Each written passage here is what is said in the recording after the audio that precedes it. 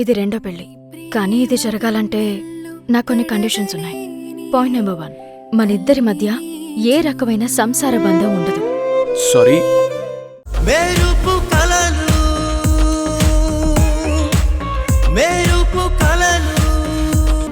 మీ మగాళ్ళంతా ఇంతే. అవకాశం రానంత వరకు మంచిగా నటిస్తారు. అవకాశం రాగానే మీలో ఉన్న స్వార్థాన్ని బయట పెడతారు. ముందు మంచి వాడిలా నటించి ఫ్రెండ్ అంటూ సంగీత వెనక తిరిగి అవకాశం కోసం గుంట నక్కల ఎదురు చూసి అవకాశం రాగానే మెళ్ళ తాళి కట్టి ప్రేమించాను అన్నాడు. అమ్మాయిని పెళ్లి చేసుకుంటే పోషించే స్తోమత లేదని తెలిసి పెళ్లి చేసుకుని ఈరోజు నా చెల్లెల గొంతు కోసాడు. నాకు మంచి చేయాలని ఆతృతతో నువ్వు కూడా అవకాశం రాగానే తర్వాత జరిగే పరిణామాల గురించి ఆలోచించకుండా ఈ తాళి కట్టావు.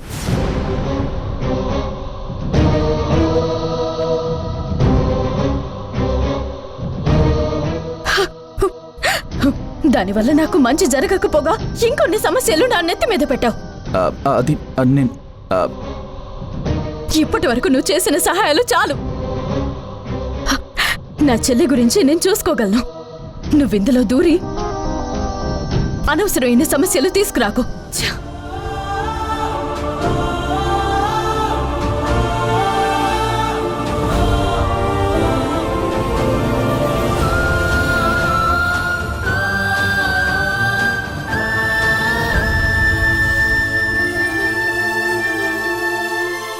మీ మేడంకి ఏమన్నా పిచ్చా?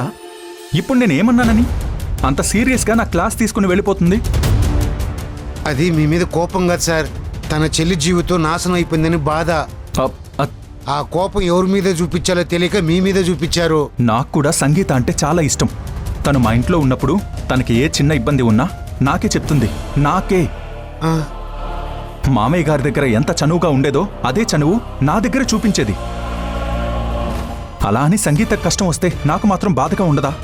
అది అర్థం చేసుకోకుండా తన కోసం ఏం చేయాలో డిస్కస్ చేయకుండా మీ మొక్కవాళ్ళంతా ఇంతే అని నా మీద అరిచి వెళ్తుంది. పాపం సార్, మేడం గారికి ఏం చేయాలో అర్థం కాక అలా మాట్లాడారు. అయినా ప్రేమున్న చోటగా సార్ హక్కుండేది. అందుకే మిమ్మల్ని అలా అనేసి వెళ్ళిపోయారు. సార్, మీరంటే సమిత మేడంకి పిచ్చి ప్రేమ సార్, కానీ బయటపడరు. అవునవును, తనలో ఉన్న ప్రేమ బయట పెట్టదు, కానీ అనవసరంగా నోరు పారేసుకుని తిట్టేసి వెళ్ళిపోతుంది. ఆ తిట్లల్లో నీకు నా మీద ప్రేమ కనిపిస్తుందా? సరిపోయారా బాబు మీరిద్దరు. సంగీత మేడానికి హెల్ప్ చేయడానికైనా ఇద్దరు ఒకటే అవుతారనుకుంటే ఇంకాస్త దూరం అయ్యేలా ఉన్నారే. అయ్యో,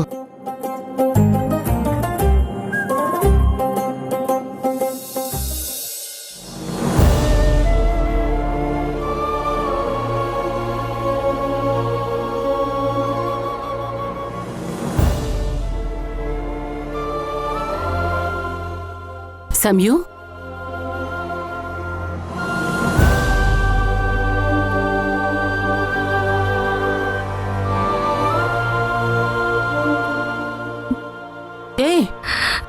ఎందుకు ఏడుస్తున్నావు? ఏమైంది? ఆ వాసు కలిశాడా? నిన్నేమైనా అన్నాడా?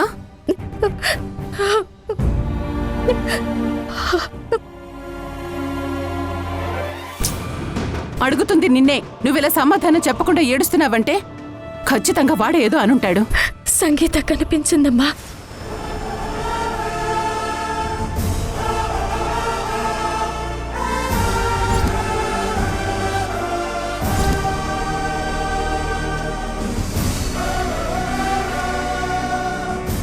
నువ్వు సంగీతం చూసావా?